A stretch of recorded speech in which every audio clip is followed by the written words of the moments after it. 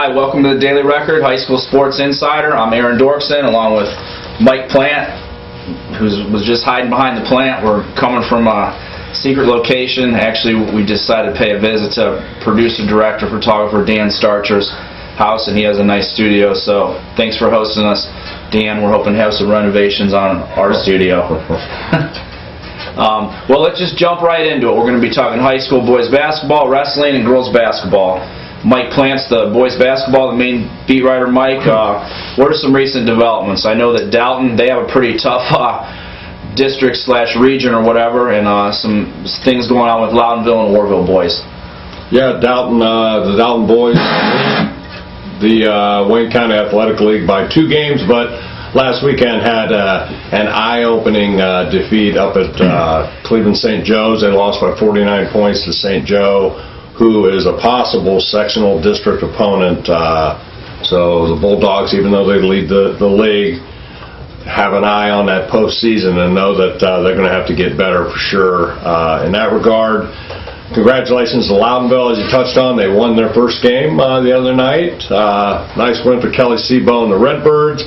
And the Orville Red Riders, even though they dropped a game the other night to West Holmes, had a little 2-game winning streak for their first 2 wins of the year.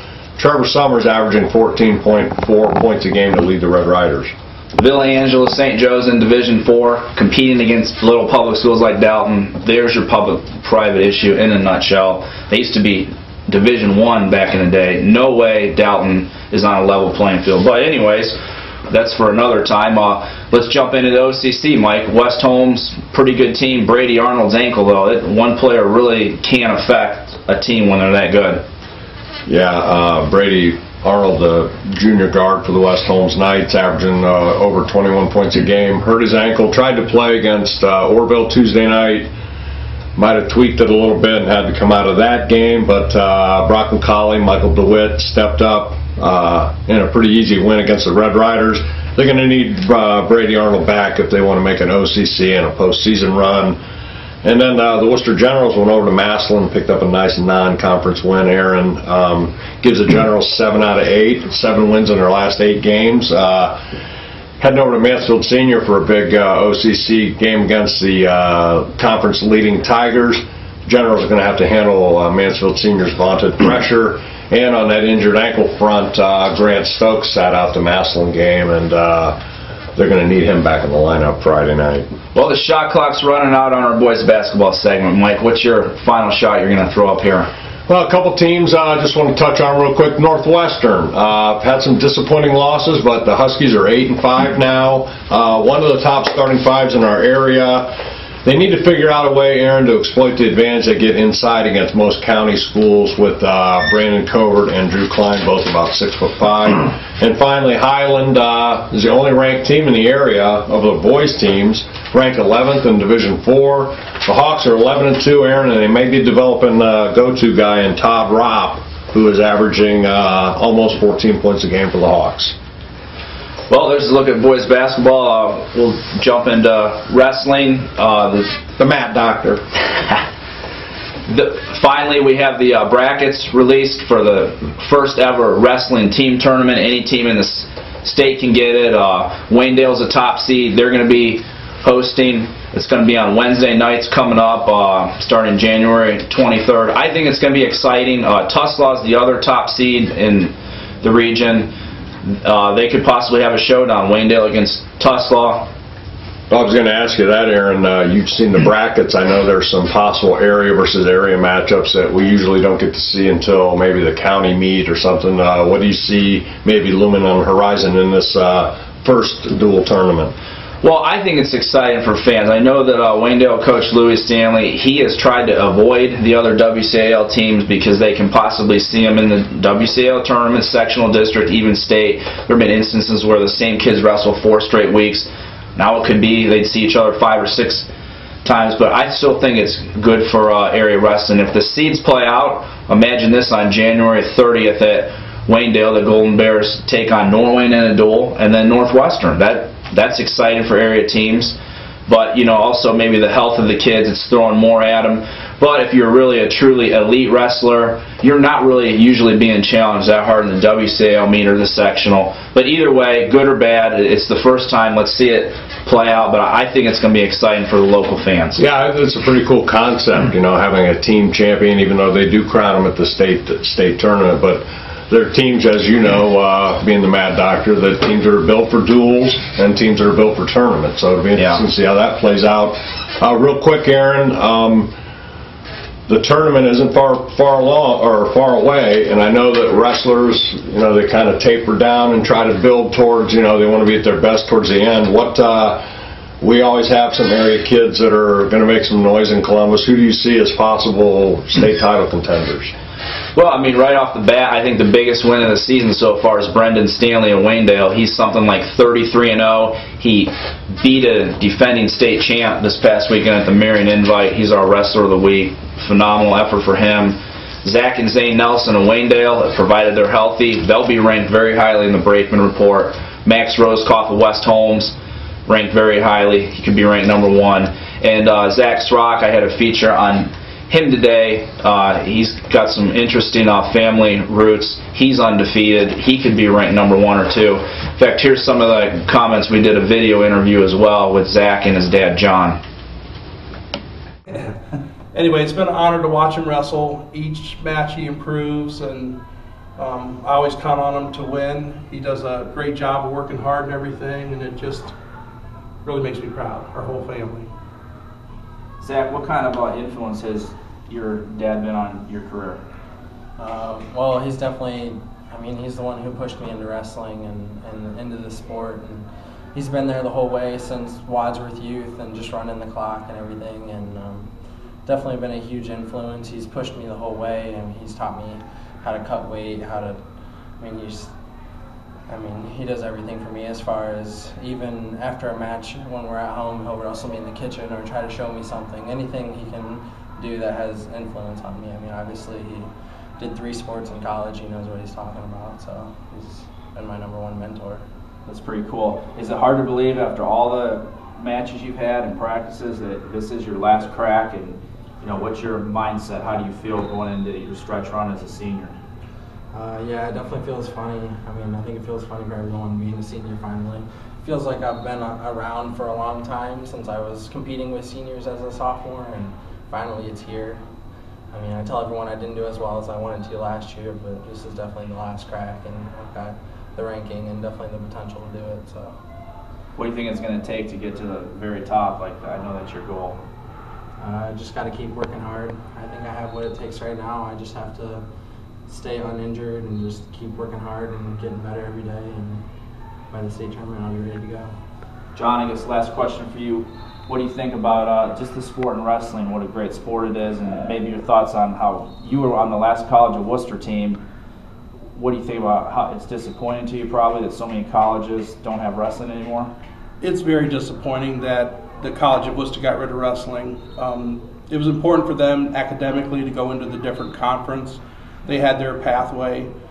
I don't like the idea of them not having a wrestling room in a place where they could actually put the information up and us be on the wall for the accomplishments that we had. So it's kind of frustrating that way, but That's cool. Well, thanks. Best of luck with the season, and nice talking to you too, John. Thank you. All right. And we're back for our final segment to talk high school girls basketball with our main beat writer for that sport, Andrew Vogel. As usual, our girls basketball teams are great. 2 of them are ranked #1 in the state. Let's start out with maybe the game of the year to this point. Orville's going to go to West Holmes Thursday. Andrew, what are we looking for in that matchup? These are arguably the 2 best teams in the area. Smithville could probably also stake a claim there. But these teams met earlier in mid-December in Orville. West Holmes got out to pretty big lead in the first quarter, and Orville fought hard, but they never were quite able to close the gap. The key for them is to not get off to a slow start, especially down in Millersburg. The Knights are going to have a great crowd, especially at home.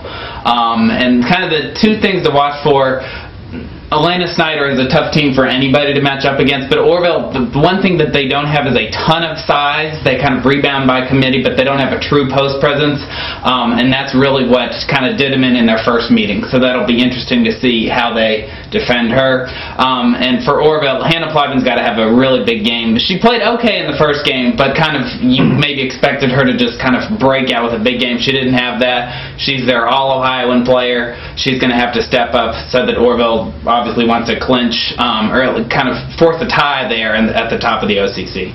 Well, that should be fun to watch. I talked to Coach Alberts and took his report. When they went to Danville, they scored a season high. I think it was 88 points, shot the lights out, so they'll probably have to really be hitting their shots too. So West Holmes ranked #1 in the state in Division II. Smithfield girls ranked #1 in the state in Division III. They went to the Final Four last year.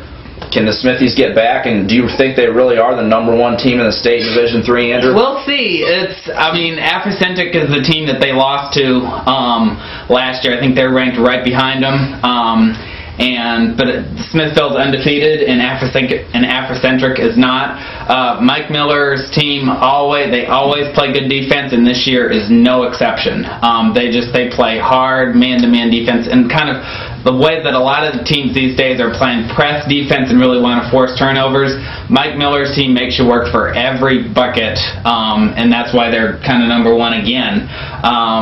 They actually, interesting fact, they have not lost a regular season game in 2 years. It came to Northwestern when the Huskies split the WCL crown with the Smithies, but they look primed and ready that they're going to win another league title. They're 2 games up in the standings. I think it will be interesting down the road, the contrast in styles between Orville, which likes to run it up and down the floor and with a lot of offense, and Smithville, which likes to play defense. So if they get by Orville, they might get to Columbus again, but we'll see. Yeah, that's a good point. I think everyone that follows girls basketball is anticipating a district championship between Smithville and Orville. That should be pretty good. It's too bad the Smithies aren't at the Classic in the country. Yeah, it would be really interesting to see. I mean, they've had their 2 biggest tests this year have been against Northwestern and Chippewa, but they really haven't been tested in their non-league schedule. And it really would be then we would really see kind of how good they are. But we'll have to see kind of in February. But the Classic in the country, that's the final thing we want to talk about. Unbelievable event Highland's been putting on. This is the 10th one.